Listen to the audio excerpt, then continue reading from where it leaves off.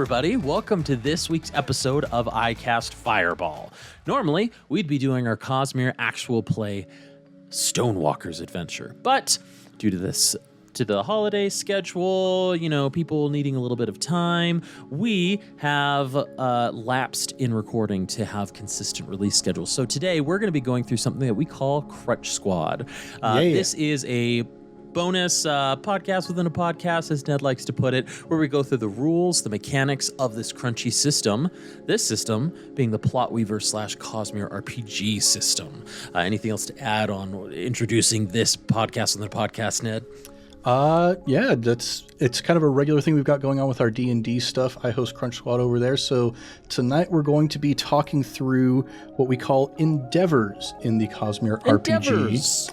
Yeah, there's one of the three pillars of the Cosmere RPG system. Yes, because we've got combat, which we've already talked about quite a bit through our various episodes of play. They've also got conversations is the second one. We'll get to that later, hopefully. But today, if you've been listening through our Stonewalkers playthrough, you've already seen us experience a couple endeavors, and we want to get a little bit further into what those are and how they work. So just broadly speaking, kind of top-level idea, what we're doing with endeavors is if we have a moment within the story that we want to kind of raise the stakes on this story moment, really kind of get into the nitty-gritty of it, and if we're not trying to fight somebody and we're not trying to talk, negotiate, parley with somebody, the endeavor is kind of a broad system that we can use to take that moment and elevate it a little bit and add some extra mechanical stakes to it. Yeah, so some examples like maybe these might be too generalized, but like there's some examples here. Like we've got a good example from the first step is trying to I think it was survive the night. Right? So we were trying to survive the night, and it was an endeavor. So this is the thing that we're going to do rather than go through every skill check, which someone might do traditionally with 5e or 3.5 specifically, of like, okay, you try to light the fire, roll your survival, roll this. It's every little action. It just says, we're going to survive the night. We need X amount of successes, X before X amount of failures, right? Or Y amount of failures in that case, because they're two different numbers. But yeah. Yeah, so the kind of way that we get into an endeavor is basically to say we want this to be kind of a special moment. You define the objectives and the circumstances. So like, what is the situation we find ourselves in, and what is the thing that we're hoping to accomplish? One thing that it encourages the GM to do when you start getting into an endeavor is to have a couple of different states in which it could go, like have a planned success state, but also an equally interesting planned fail state for if you don't succeed the endeavor. Because if you don't have the story moving forward after failing the endeavor, that just feels terrible. So why did you go through the endeavor in the first place? Right, absolutely. And you talked about the term for what you mentioned where you have like a specific number of successes versus failures. That's what they call the threshold of the endeavor. Right. And the kind of more specific term is what they call the collective threshold, because you're coming together as a group and you're all working together towards this goal. You've got these two competing numbers. Kind of the average example of a collective threshold is 8 successes versus 4 failures. And as soon as one of those two numbers is reached, that is the end of the endeavor, ending either in the success or the failure of the endeavor. Right. And what I really like about what you've already established, first and foremost, we're in the handbook here on page 323, if anybody wants to actually follow along on the endeavors chapter. This is chapter 12. And what I really like of not only with what you're saying, Ned, but with how it's set up is endeavors are, at their very core, you have to work together as a team, right? You have to find those ways to come together, to work together, which is at the heart of what I hope an RPG is, right? We're all coming together to this collective goal, and this is just a highlighted moment saying, like, you are all reaching this specific goal in this short time frame. And that even if it fails, the story still moves forward, which we obviously see as a big theme in the Cosmere RPG, just in general, right? Even if failure happens, the story moves forward in a meaningful way still. Yeah, and another like little tidbit I pick up as we're looking at this initial thing about Endeavor thresholds is it says that the GM will often kind of keep the information of what the threshold is behind the screen, as it were, which isn't too dissimilar from not telling your players how many hit points your opponent has or what the DC is, right. That kind of thing. But it does say that it is up to the GM's prerogative if they want to share that, which Thomas has frequently shared with us as the players what the threshold is. So it's more just like up to what you want to do as the GM, but they do also have a section about how thresholds can be flexible. And as the GM, you're kind of piloting the story. If you get to a moment where it's like, oh, shoot, they're about to finish this endeavor. They've made a lot of successes, but it doesn't really feel satisfying. It doesn't narratively feel like we've made it to the end of this endeavor. You can, up the threshold number a little bit, but it does encourage you to kind of balance that out by making the DCs lower. So kind of giving you permission explicitly within the rulebook to fudge the numbers a little bit. So yeah, right. There you go. Because we want to make sure that it's a narrative satisfying conclusion, whether success or failure. Something I also like here under the flexible rounds on that next page. What is it? 324. It says once each member has had a chance to take a turn. I think that right there, it's easily glossed over, but that's key as well. One person should not be trying to satisfy this endeavor all by themselves, right? This is everybody needs to be contributing. Now, not every player may not feel like they're as imaginative as Ned is using his surgeon's skills, or as Christian is with his cultivated body, but we have everybody needs to contribute something to this endeavor before moving and getting seconds or thirds if the endeavor is that intense. Just again, to feed into that group mind there.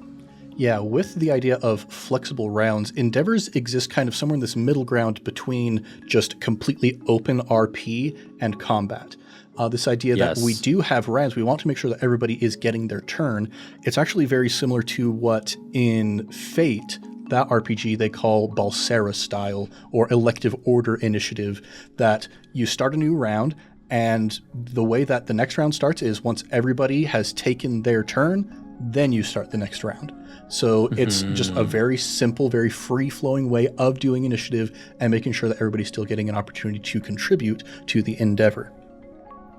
Now, if I can interrupt just a little bit here, we talk about these flexible rounds when it comes to endeavors, right? How flexible is too flexible? Is an endeavor meant to be like just an evening, an hour, or can an endeavor be like years and years and years, right? Like, how flexible do we get to where it's not truly an endeavor at that point, or is there a definition at that point? Yeah, I think that can a lot kind of come to the specific situation at the table. But when you're getting into these individual turns, as it were, where each player is stepping forward and saying, this is what I want to contribute, you can zoom in on that moment and really kind of get down to the play-by-play, blow-by-blow aspect of it. Or you can zoom way, way out and just kind of let a huge amount of time pass over with just one skill check. Which that's... Well, before we get to that next bit, there's also this example table of what some different levels of thresholds might be in terms of their complexity. You got something from... Oh, there you go. Right from there. Like a very simple endeavor would be you just need to get 4 successes before 3 failures. The example that they use is apprehending a common criminal. But that can take you all the way up to an insurmountable endeavor that you're working on. You have to get 11 successes before failing 5 times. The example here being evacuating thousands of civilians before enemy troops arrive. That's something that's going to take more than just a few minutes of trying to, chase after a thief on the street. And definitely something that could be relevant in the Stormlight Archive, just book series in general. So an interesting example that they put down there. But yeah, 11 successes before 5 failures. That seems... crazy. That seems insurmountable, really. Mm-hmm. Yeah, pretty early on, looking at this chart, like the balance, by the time you hit an average endeavor, you have to succeed twice as many times generally as you fail in order to succeed. So it's really encouraging the players to put their best foot forward. Typically what you'll be doing on your turn in an endeavor is, you will describe to the GM what you want to do, and that will often result in a skill test where based on what you describe, the GM will say, all right, roll this particular skill test. But there is also flexibility given to us within the book to, if you have a particular ability that would really fit in the moment. If you have, if you were a Radiant character and you've got a Surge that would be just perfect for that moment, and you're spending investiture points, you're giving up that resource. Or maybe if you have an expertise that's especially relevant in the situation, the GM might look at that and say, okay, you've used up this resource, you have shown your unique capabilities in this particular situation. I'm not going to make you roll for that. We're just going to mark that as a success, and we can then go on to the next character. Yeah, which can obviously only be one success. You can't just keep burning or using, well, I have this expertise, so I'm going to get it's just infinite successes at that point, right? I mean, that's pretty straightforward. But I mean, in an endeavor where maybe the party might be searching for a Ghostblood agent, right? So they might be following their tracks, looking through the war camps for something like that. And so there's some big push and pull there. We have some paths, not Radiant paths, but we have some paths where the hunter could be considered the tracker and have an expertise like that, and they can just slot in one success at that point. We've talked about failures, though, and especially for insurmountable odds here, for the complexity of it. I really like something that it puts in here in the book specifically, which just seems to be an overall theme of the Cosmere RPG. This is on page 325. It's just the GM tip. It's endeavors and failing forward. This idea of failing in a positive, or not positive direction, but failing but moving forward. Ned, have you heard of that term in other RPGs or encountered that in your own gameplay? What does it mean to fail forward, right? Yeah, this is something that it's easy to fall into this trap, especially in something like D&D. The D20 can be a bit of a tyrant, and the rulebooks don't always kind of give the direction that especially a new GM might need to figure out how to make failure not feel terrible.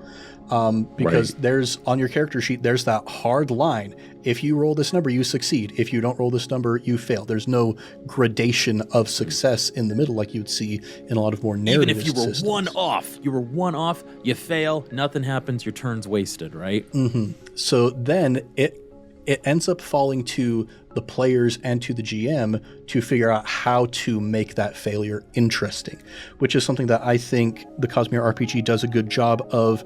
As you're reading through, it encourages you and gives you tips and gives you some suggestions for how you can make those failures more interesting, instead of, in the D&D rulebook it says, oh, you fail, and you kind of just move on with it. You move on without.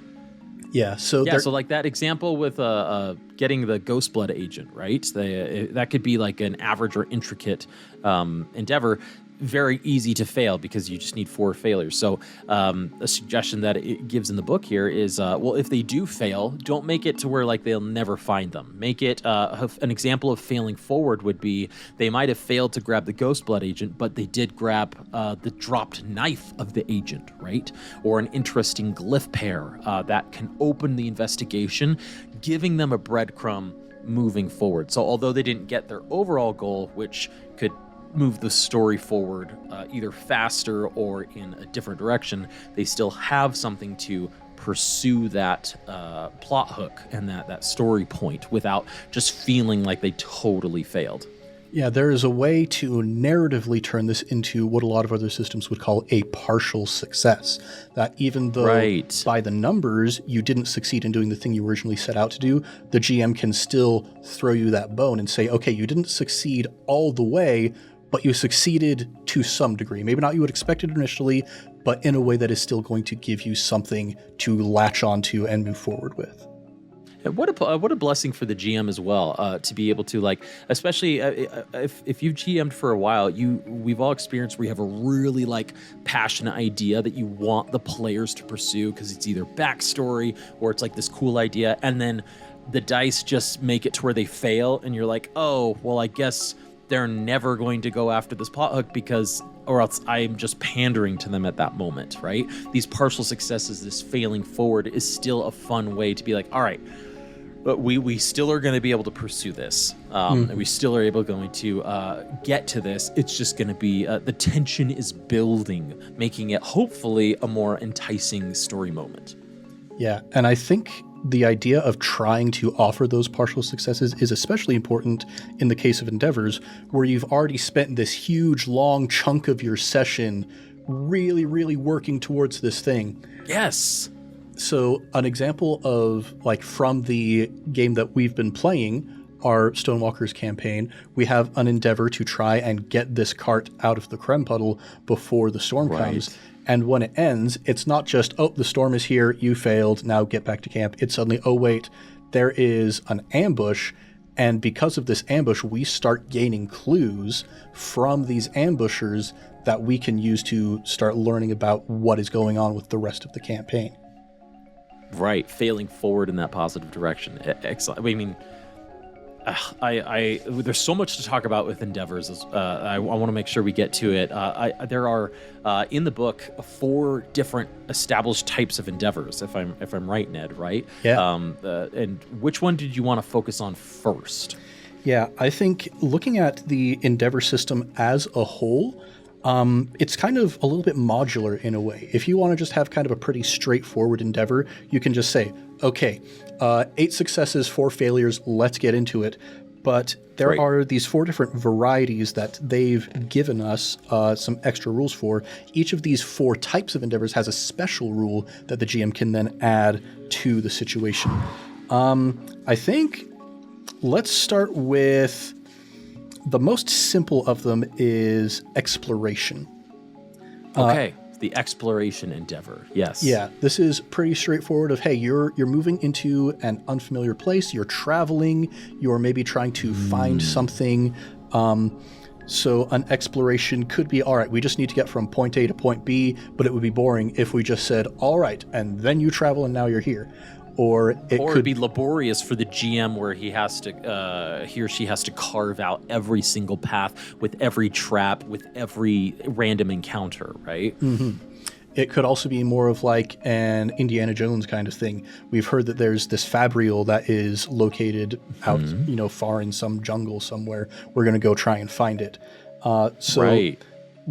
The idea behind what makes an endeavor into an exploration is traversal, about getting into an unfamiliar location and all the nitty-gritty stuff that happens along with that. So the special rule that comes from an exploration is called Against the Odds. And once per exploration, the GM can throw a complication into the mix. And it's kind of like a skill check that everybody in the party has to make this check to see whether they succeed or fail.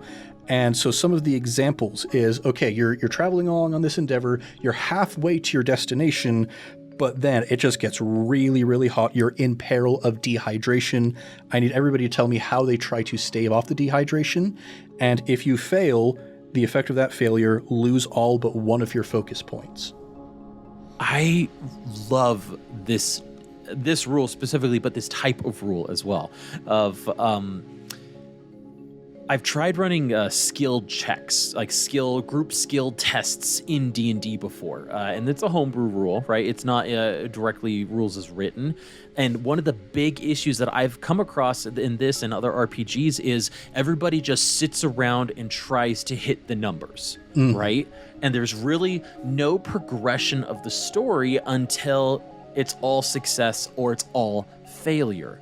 This, and I'm going to guess every single endeavor here, as it's laid out, is meant to say every single roll should move the story forward, and then you could even change the landscape.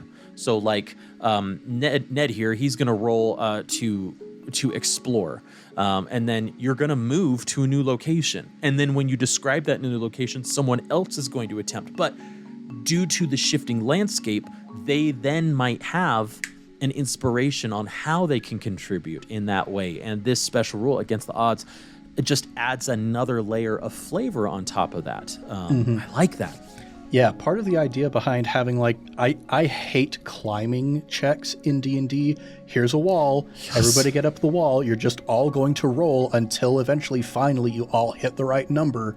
Right. The idea, it's supposed to kind of like take up resources. It's an interesting way, so they're not just fighting all the time. But this gives us a way to really vary up the difficulty and the stakes of this traveling, especially because it's not all just focused on hit points and spell slots and all that stuff. Maybe you have lost your energy, and if you fail, you become exhausted -1. Maybe you just take so long that your spheres start draining and half of your spheres become done. They don't have Stormlight in them anymore. There's all of these various ways that you could narratively show that the exploration is taking a toll on the players without just saying, oh, hey, you didn't hit the number, you lose some hit points, try again. Yeah. I mean, just the drained spheres. That's a fun narrative moment of like, what if you didn't even think you were Stormlight, like if you were Radiant ready, and all of a sudden the GM's like, oh, half your spheres are drained because you failed this thing, and they're like, wait a minute, but nothing else. Oh, what the? Does that mean I? And then just you go from there, right? And like the wheels turn in the player's mind. Oh, brilliant. Yes. Let's take a look at missions next. This one. Missions. Yeah, this is like, okay, we've got an urgent, tactically complex scene ahead of us. We've got pulling off a heist, rescuing a hostage, this kind of thing where you're really racing against the clock and against some really big odds. So the special rule that comes with running a mission is the ticking clock. And as you're going along, every time somebody takes their turn, when each round is completed, the GM advances the clock. There's no specific increment for how much the clock should move, but like at the beginning of the mission, the GM knows, okay, here's the cutoff. They've got 30 minutes to complete this thing. Every time somebody takes a turn, whether they succeed or fail, we move the clock forward a little bit. But then after they pass that 30 minutes, that initial sort of agreed upon time, that gives the GM permission to start throwing complications in left and right. So that's something that it specifically says to the GM up at the top. Hey, you should, the list of complications should be especially robust, is what the book says. The idea being like... That is brilliant. Yeah, you head into the castle and you're sneaking along pretty well, but then you're there just a little too long. One of the servants wants to go and, grab a snack from the kitchen, sees you, sounds the alarm, and the next thing you know, you got to get out of there really, really fast.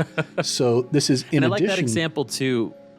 Yeah, I was just going to say, I like that example too, because it doesn't say like, oh, you goofed, right? That's kind of like a big thing that we're trying to, in the Cosmere RPG, being like, in our actual play, be like, when you fail, it's not because you necessarily goofed, because you're still the hero and you still have your capabilities. It's just the world had something else to say, right? Servant, randomly, you could never have predicted a servant was going to get a snack. Oh, you got to react to it now, though.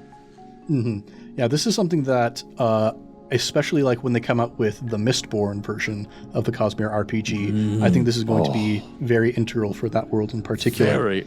Oh my gosh, are you kidding me? Like all the heists you're going to have to do? Yeah, absolutely. Let's see. Let's take a look at Pursuit. Pursuit endeavors? Awesome.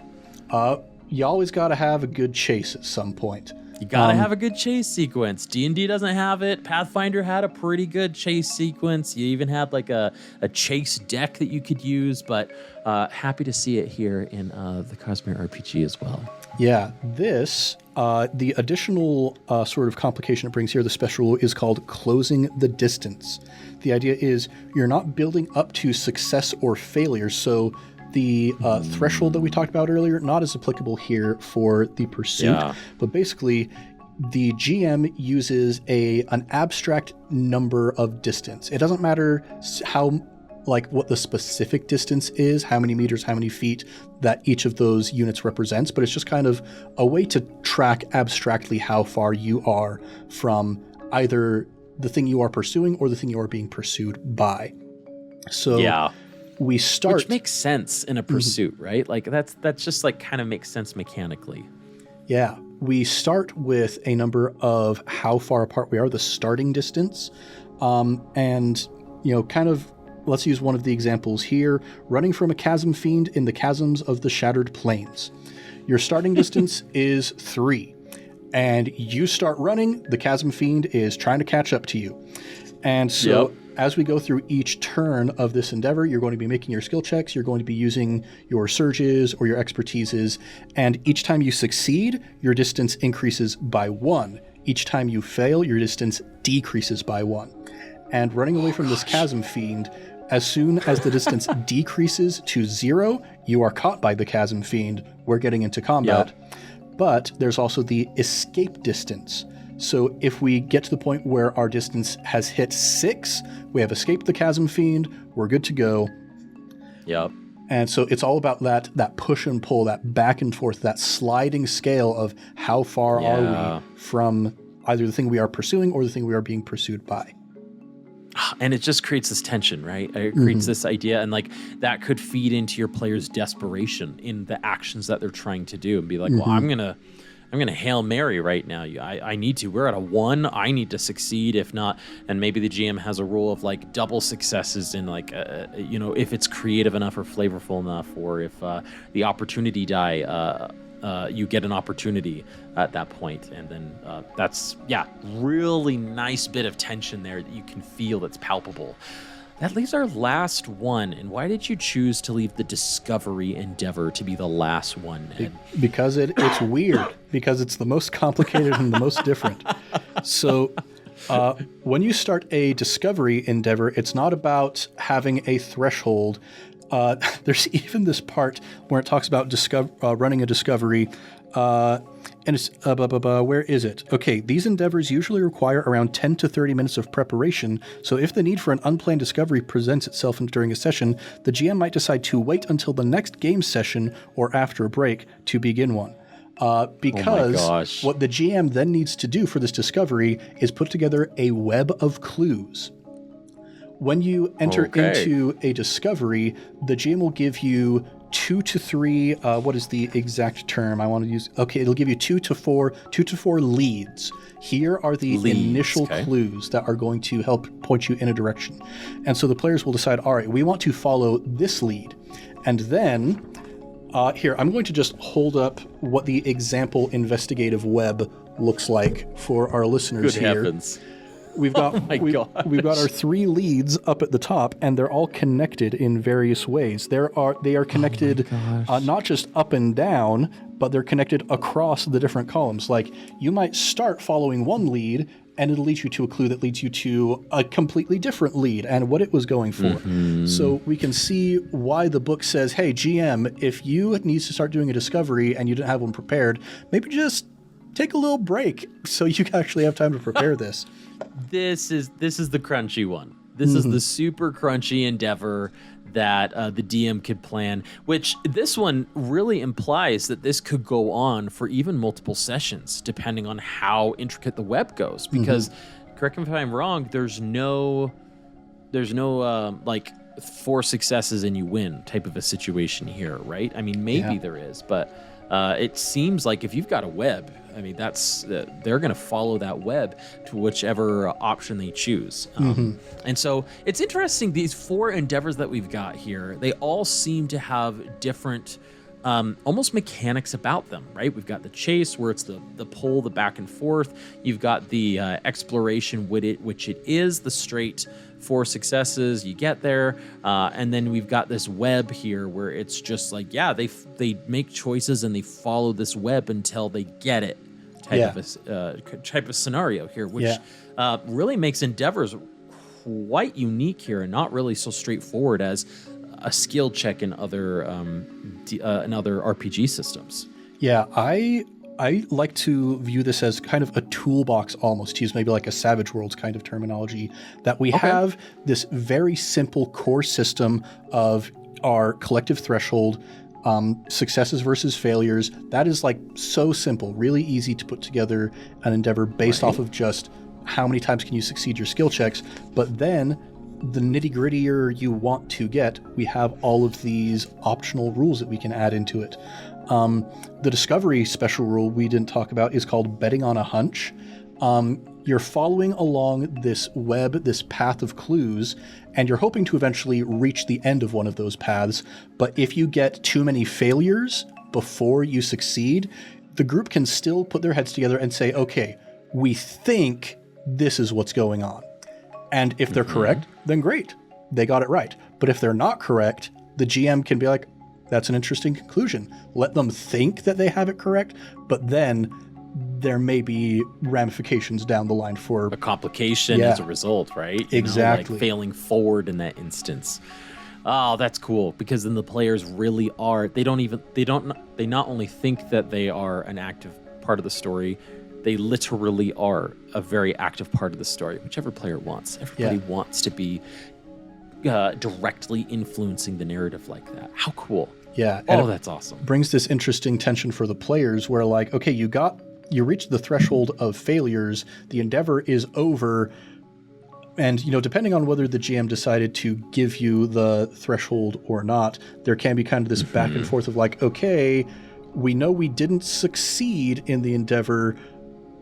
Did we get it right? Did we not get it right? All we really can do is go with our gut and see where it leads us. The one lore master of the group might be like, but I know it's this, because so then you can have a little bit of meta-ness come in, or the one note taker's like, but the notes say this type of a thing, and then they can still benefit from their engagement with the game overall. This is really cool, really unique. I've never run anything quite like this before. It's really fun to read about, really fun to discover. If you still have questions about what an endeavor could look like, the handbook here actually has an example endeavor in it, which is 2 pages long. It goes between GM and the players here. Page 334. It looks like it is just... it doesn't say which specific endeavor it is, but go read up on that if you want. Ned, thanks for walking us through what an endeavor is. I've already gotten like a bunch of ideas on how to run endeavors in our actual play here. I'm eager to use them more fully in my one-shots that I'm doing for like the Bridge 9 one-shot as well. Really cool stuff here. Any last-minute things you wanted to say about endeavors or just overall? Yeah, I think this system is flexible and robust enough that if let's say you're getting kind of close to the end of a session, you have a combat coming up, but you're like, it's going to take too long. We can't finish this combat in one night. Should we make this an endeavor? That is an option that's available to you even. I just love, like, it's a toolbox. It is the developers of this game giving you options to play the game however fits best for you at your table.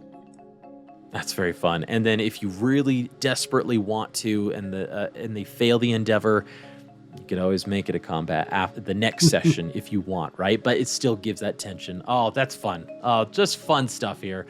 Well, folks, that's going to do it for us here on our not intermediate, but not integral, just our not actual play episode, but our discussion about the Cosmere RPG just in general.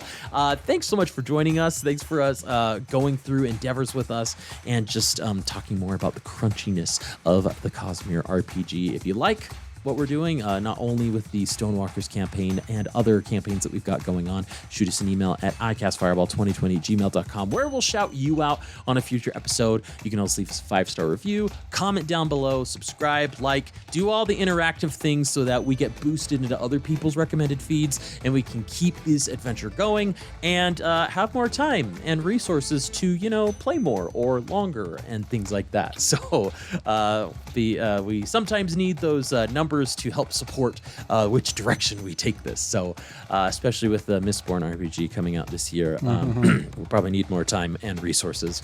But yes, thank you so much for joining us. We also have a Patreon, patreon.com/icastfireball20, where you can chat with us on the daily in our Discord. We also have bonus D&D podcasts in there as well. But as always, we just love you following along with us on this ride. Don't forget to like, subscribe, and share with your friends, fellow wacky adventurers. But until next time, I'm Thomas, your GM, and I've been joined by Ned. I play Aldevar, and I read the rules. Let's brave the storm, speak the ancient oaths, and we'll see you all next time.